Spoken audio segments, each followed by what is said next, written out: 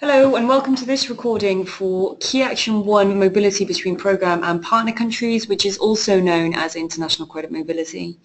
This recording today is designed to give you an introduction to International Credit Mobility. So to begin with, I'd like to clarify the difference between a programme and partner country, as you will hear these terms a lot.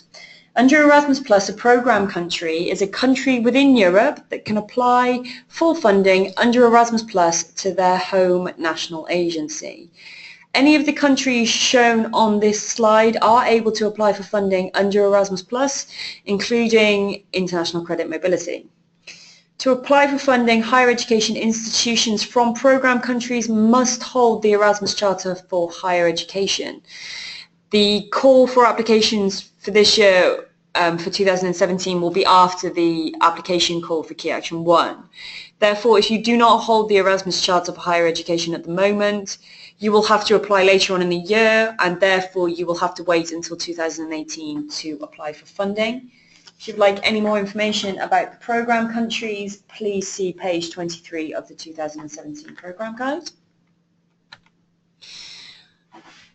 So on screen now are some of the partner countries that can be involved in an international credit mobility project. So partner countries are countries that are outside Europe. These countries cannot apply for funding because they do not have national agencies based in these countries. Any of these countries must be partners in the project, and an organisation within Europe must apply for the funding to their national agencies. The countries that are shown on screen, in addition to not having a national agency, do not need to hold the Erasmus Charter for Higher Education. The Erasmus Charter for Higher Education should only be held by organisations based within programme. And to overcome the fact that the organisations within partner countries do not have that Erasmus Charter for Higher Education, there has been a specialised interinstitutional agreement that's been developed for this sort of project type. So any organisations in a partner country do not need to hold that Erasmus Charter for Higher Education. As you can see here, the partner countries are split into different regions, and each region has different funding rules and budgets available, but we will look into these more detail later in the presentation. So on screen now, any of these countries are eligible to apply for.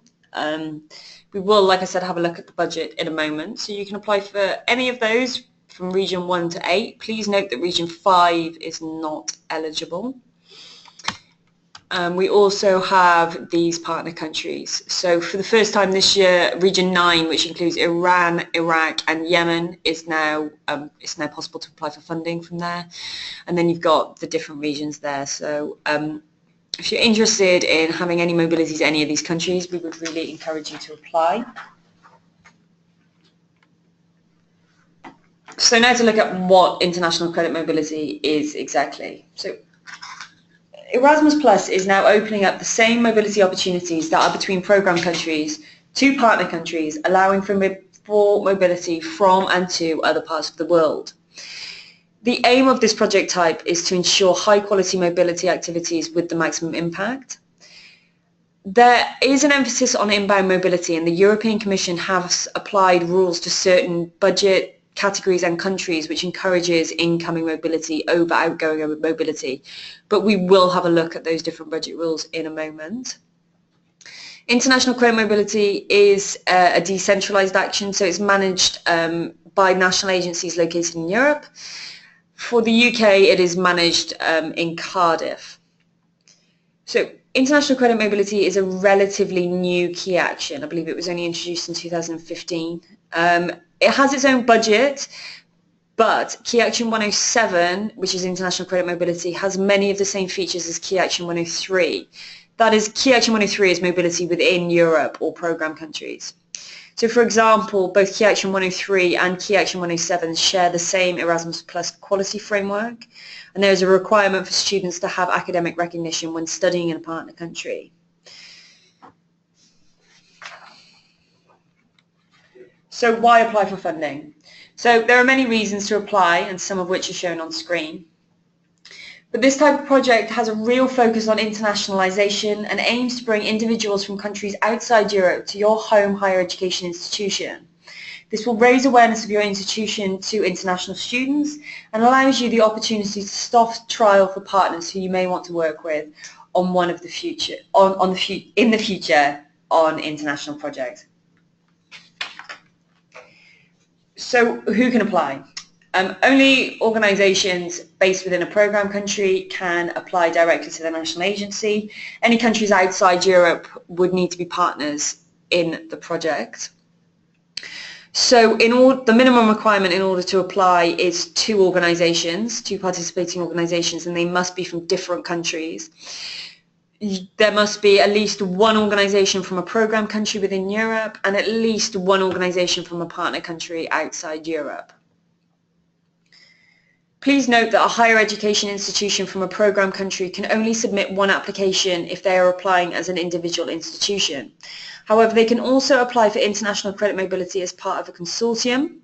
A consortium is a group of universities that apply for one funding bid. If your organisation is applying as a single institution and is also taking part in a consortium, it is your organisation's responsibility to prevent double funding of the same mobility should the two channels be used simultaneously.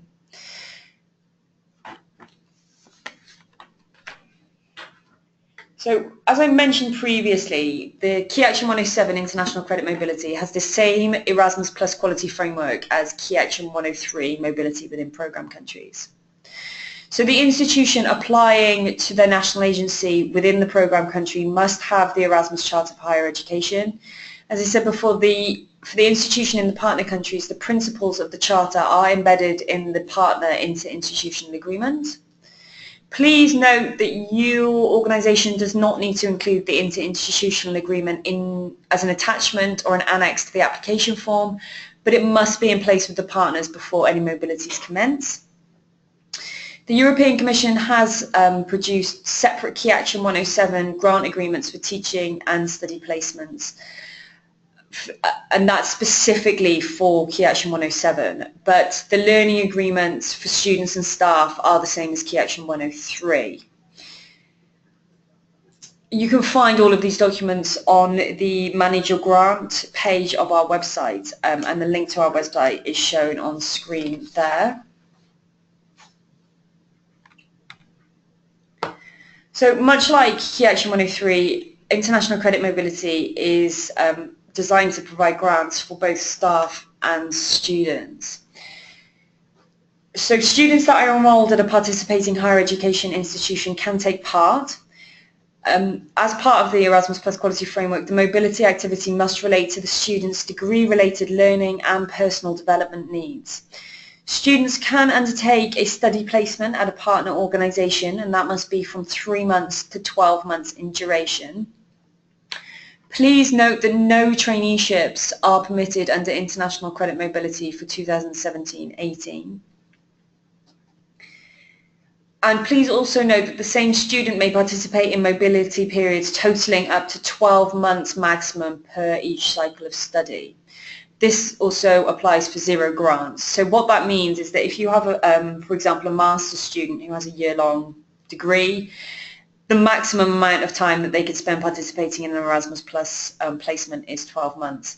That rule applies again to degrees where the course is longer than a year. So if you've got an undergraduate student, an undergraduate can only take part in Erasmus Plus from the second year onwards. So between the second and third year, that participant can have a maximum of 12 months participation while an undergraduate. If you've got any questions about that at all, please do let us know. In addition to opportunities for staff, there are also opportunities for staff that are employed by a participating higher education institution. So for staff, there are two different mobilities types. You've got the teaching at a partner higher education institution, and that has a duration of 5 days to 2 months. And then you've got training events as well, which is 5 days to 2 months. With the teaching mobility, you must have that international version of the inter-institutional agreement signed, but for training events, it is not mandatory. Please note that with the staff mobility, those durations shown there, 5 days to 2 months, do not include travel times, so you would need to factor in an additional 2 days maximum for those travel times. And please also bear in mind that for training events, conferences are not permitted. In addition to that, if you have a staff member who's teaching in a partner university, they must ensure that they teach a minimum of 8 hours per week. In the following slides, we're going to look at the partner countries which can take part in international credit mobility and the rules that the European Commission have applied to the different regions of the world. The partner countries have been separated into budget envelopes which represent regions of the world, and these envelopes come under 4 different instruments. There is no restriction on how many envelopes or countries you can apply for, but you can only submit 1 application form, so all of those countries must be detailed in that 1 application form. So on the screen now you can see the budget available for the ENI and IPA regions of the world. So you can see in that 3rd column they've got different budgets available. So obviously depending on how much funding is available, that might improve your chances of getting funding. Please note as well that there are no rules on incoming versus outgoing mobility for any of the countries that you can see on screen. So just bear in mind that in terms of the European budget, the different regions of the world are prioritised, which means that some regions benefit from a bigger budget envelopes and therefore can benefit from more mobility. So the bigger the budget, the more mobilities are possible. So if you were thinking about maybe partnering with an organisation in a country that has a bigger budget, we would encourage you to kind of seize that opportunity now. Next, we've got the partnership instruments, and this includes the Industrialised Asia and Industrialised Americas. Again, these budgets have no rules or restrictions, so you can apply for incoming and outgoing as you wish. But please note the countries that are covered and the budgets that are available. These partnership instruments are the most popular countries that are applied for. So they are often very, very oversubscribed, and the budget, if you compare it to the budgets on perhaps these slides here with these countries, you can see that the budget is a lot smaller. The reason for that is because we want this project type to kind of foster relationships with new organisations and new countries that perhaps universities hadn't worked with before. So that's why the budget's smaller. If you are interested in applying for these regions of the world, we would encourage you to do so, but just be aware that it's very competitive to get this sort of funding. Okay, and next we've got the DCI regions of the world. So you can see here a large number of different countries are covered, and we've got for the first time this year the DCI Middle East, which covers Iran, Iraq and Yemen. So please bear in mind the rule for this budget. So the budget for these envelopes can only be used to fund incoming mobilities, and that's incoming mobilities of any level. You can also send staff out, and they can be staff at any level, so they can be academic staff, they can be administrators, it doesn't matter. But please note that with any of these regions, only students at 3rd cycle, which is the doctoral PhD level, can be outgoing students. So just bear that in mind if you are applying for these funding. We do have another budget that you could apply for outgoing students at undergraduate and master's level, and we'll go and look at that in a moment. The next region of the world is the European Development Fund, or ACP, you might have heard it referred to. You can see that this region of the world covers a massive amount of countries, with the budget available being €460,922. Please bear in mind the rule that's in place for these regions. So it's the same rule that applies. So you can send students, you can send staff out, that's absolutely fine, and you can send students at PhD level, but you cannot send undergraduate or master's students to these countries. Please note that you can receive incoming students at any level and incoming staff at any level as well. As I mentioned before, the budget that's shown on screen now, it can be used to fund outgoing mobilities from programme countries at undergraduate, which is the first cycle, and masters, which is the second cycle. So if you're applying, for example, under EDF, you can see that the rules show that you cannot send students at undergraduate or master's level. So if you were really keen and you wanted to apply for that, you could do so, and it would be under this budget category. The budget for this has not yet been confirmed, but it will be posted hopefully by the end of the year on the Erasmus Plus website. The funding for this is usually really competitive. Just to give you an idea, the funding last year available under this budget was 460,000 euros, and it was massively oversubscribed. So this is very competitive. So we would recommend kind of applying for a range of different countries as well as this region here. So now just a note about regulation and balance, which is a requirement in terms of the national agency and the European Commission. So in addition to the budget rules listed in the previous tables, geographical balance is a general rule for all multi-country envelopes, which will be enforced at Commission level, and it is the responsibility of national agencies to aim for geographical balance during the evaluation of applications in order to spread the available budgets as widely as possible. In order to attain this target, higher education institutions are encouraged to work with partners from less developed countries and regions, in addition to the large emerging economies.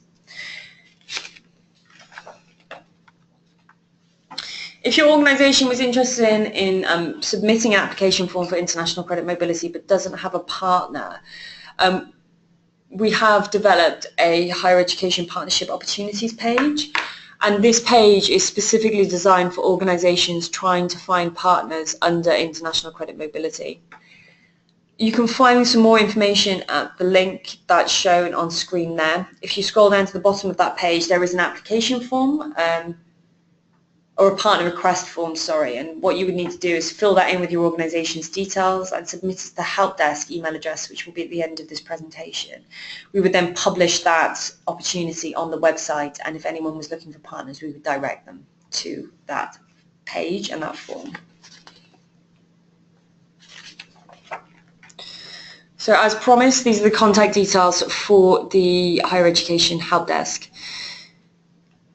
If you've got any questions, just give us a call or drop us an email and we'll do our best to answer them. Please note that that one phone line manages all the different key actions for higher education, so it can get very busy around the deadline date. We would therefore recommend that you start working on your application form and submit any queries that you may have as soon as possible, and we will endeavour to get back to you as quickly as we can. But I suppose for the moment what remains to be said is thank you very much for your attention and best of luck with your application form.